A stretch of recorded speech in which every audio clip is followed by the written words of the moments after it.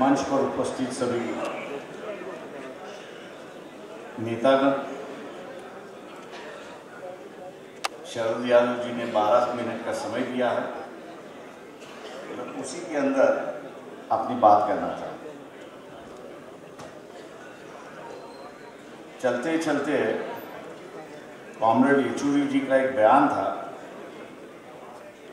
कि इस सरकार की जो है अब नेगेटिविज्म शुरुआत हो चुका है, नकारात्मक शुरुआत हो चुकी है। ये बात सही है कि नेगेटिविज्म शुरुआत हुआ है, नकारात्मक शुरुआत हुआ है, खतना शुरुआत हुआ है, लेकिन हमसे जुड़ना शुरुआत हुआ ये अभी तक नहीं हुआ।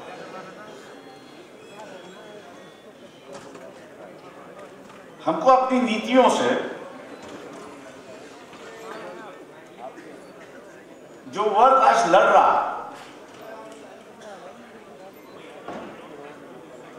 उस वर्ग को अपनी नीतियों से साथ यहां पे जुड़ना होगा। मैं कुछ बातों की यहां पर उजागर करूंगा। विद्यार्थी है, आज विद्यार्थियों में 2 वर्ग हो चुके हैं, एक आरक्षित है, एक बिना आरक्षित है। दोनों भी दुखी हैं।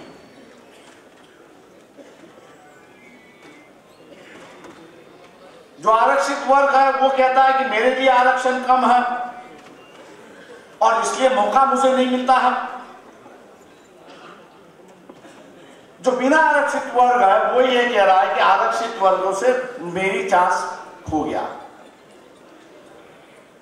ये दोनों जो अलग अलग एक वर्ग में बटे हुए हैं, मैं समझता हूं कि उनको हमको एक जगह लाना, एक नई नीतियों के साथ लाना, ये मेरे ख्याल से आज इस साझा विरासत के मंच की एक जिम्मेदारी है, ऐसा मैं मान के चलता।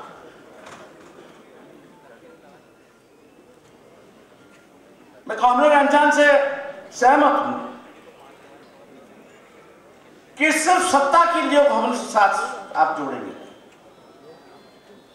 हम क्या नीतियां लाते हैं उस पर लोग जोड़ना शुरू हुआ, क्योंकि एक बुनियादी बात जो है इस देश के अंदर एक वर्ग ऐसा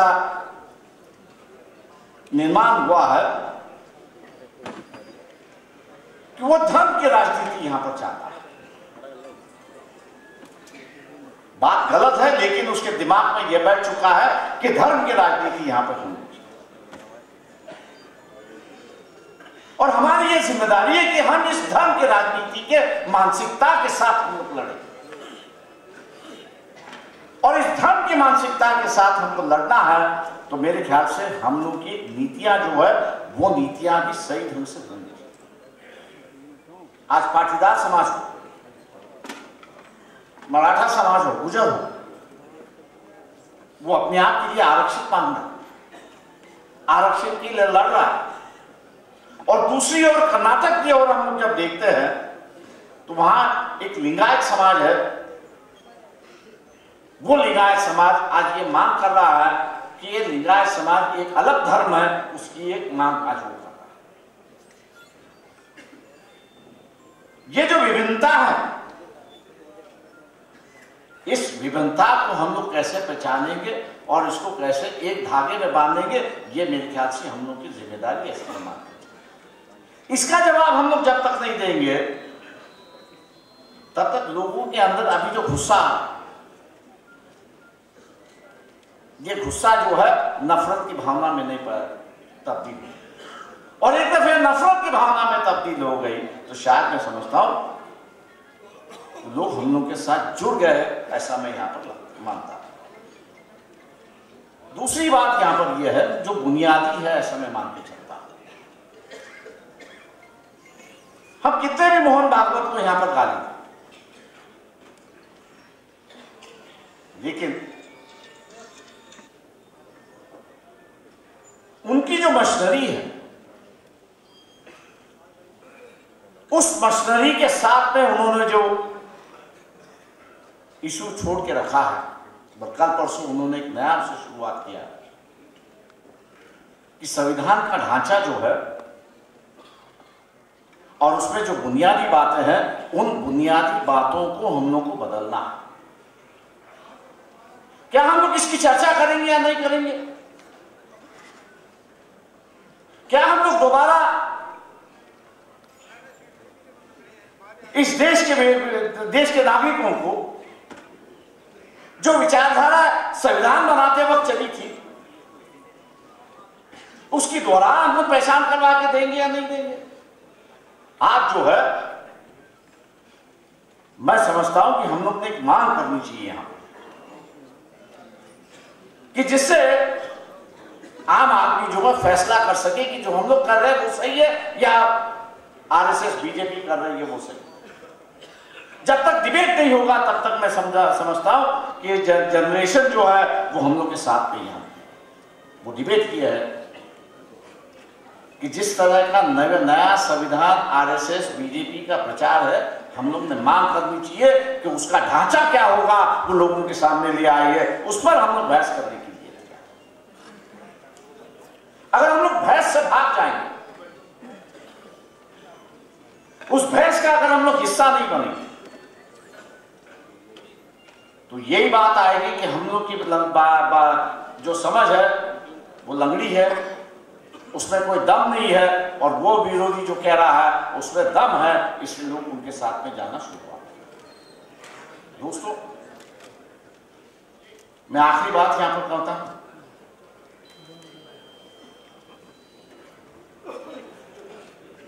ये हम लोग किसानों की बात है, मैं जैसे विद्यार्थियों की बात है, किसानों की बात है। किसान आज लड़ रहा है, किसान आज आत्महत्या कर रहा है।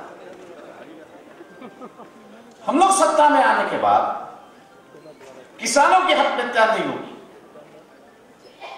और किसान जो अपने खेतों में उगा रहा है उसको सही दाम मिलेगा, उसका हमारा विवरण क्या है? हम मैंने इसलिए शुरुआत में कहा कि आम इंसान अभी की सरकार के खिलाफ जा रहा है, क्योंकि उसकी समस्या को रास्ता नहीं मिल रहा। अगर हम लोग उसको राहत नहीं दिखाएंगे तो शायद मेरे ख्याल से इस तरफ आना भी उसको मुश्किल हो जाए। और इसलिए मैं कहने जा रहा हूं कि एक आइडियोलॉजी का ये युद्ध शुरुआत हो चुका है, हम माने या ना माने, एक आइडियोलॉजी का युद्ध शुरुआत हो चुका है। ये नई जनरेशन है जिन्होंने आजादी की लड़ाई देखी नहीं है। ये आजादी के बाद पैदा हुई जनरेशन है कि जिसके साथ हम लोग आज वार्तालाप कर रहे हैं, उसके साथ आप बात कर रहे हैं। इस जनरेशन को यह बताया जा रहा है कि बुनियादी ही गलत है।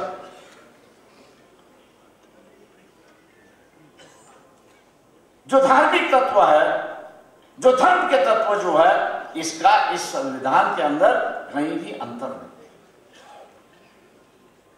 कहीं भी अंतर नहीं है। कर क्या जा रहा है? क्या हम लोग इस बात को कहने के लिए तैयार है कि जो कॉन्स्टिट्यूएंट असेंबली थी, उस कॉन्स्टिट्यूएंट असेंबली ने संविधान बनाते समय चारवाक से लेके महावीर तक, बुद्ध तक, गुरु गोविंद साहब तक, और या तुकाराम महाराज जो थे या बाकी के विश्वेश्वर थे, उनकी विचारधारा को लेके यहाँ पे किया है या नहीं किया है? क्या हम लोग इसका जिक्र करेंगे या नहीं करेंगे? जो इथोस की बात यहाँ आरएसएस और बीजेपी कर रही है, वो इथोस बंधुवादी व्यवस्था है, और उस बंधुवादी व्यवस्था को संविधान ने नकारा है। क्या हम लोग इस सोच बात को कहेंगे या नहीं कहेंगे? दोस्तों, हम जब तक दूध का दूध और पानी का पानी इस नई जनरेशन को नहीं बताएंगे, तब तक मैं मान के चलता हूं कि ये नई जनरेशन जो है, जिस बुनियाद की वजह से हम लोग के टूट गई है, वो हम लोग के पास आने के लिए तैयार नहीं है। मैं आखिरी बात यहां पर कहकर अपनी बात खत्म करता हूं। रिजर्वेशन का मामला पेचीदा बनते जा रहा है। मैंने जैसे कहा कि कई समाज जो है वो रिजर्वेशन मांग रहे हैं, उसी तरह जिनको रिजर्वेशन मिल रहा है उनका रिजर्वेशन निकालने का ये सरकार की साजिश है। Reservation in promotion her state का मामला है। मैं ये मान के चलता हूं कि जहां हम लोग की सरकार है वहां तो हम लोग इसका एक प्रावधान निकाले, एक रास्ता निकाले और ये कहे कि हम आपके साथ में हैं। मैं मान के चलता हूं कि अगर हम लोग सही ढंग से अगर लड़ाई लड़ते हैं और ये जो आरएसएस के माध्यम से कल्चरल नेशनलिज्म की जो बात की जाती है, क्या ये मंच मोहन भागवत को ऐलान करने के लिए तैयार है कि वो जगह बताए, वो जगह बताए, मंच हम लगाएंगे और ये cultural nationalism versus geographical nationalism जो आज दुनिया भर में चला है उसका हम बहस करने के लिए तैयार है। क्या ये मंच मोहन भागवत को ऐलान करने के लिए तैयार है? क्या मैं इस विषय शरद यादव जी पे छोड़ के मैं अपनी राय लेता हूं। आप लोगों ने सुना, इसके लिए धन्यवाद। धन्यवाद अम्बेडकर साहब। अब मैं आमंत्रित करती हूँ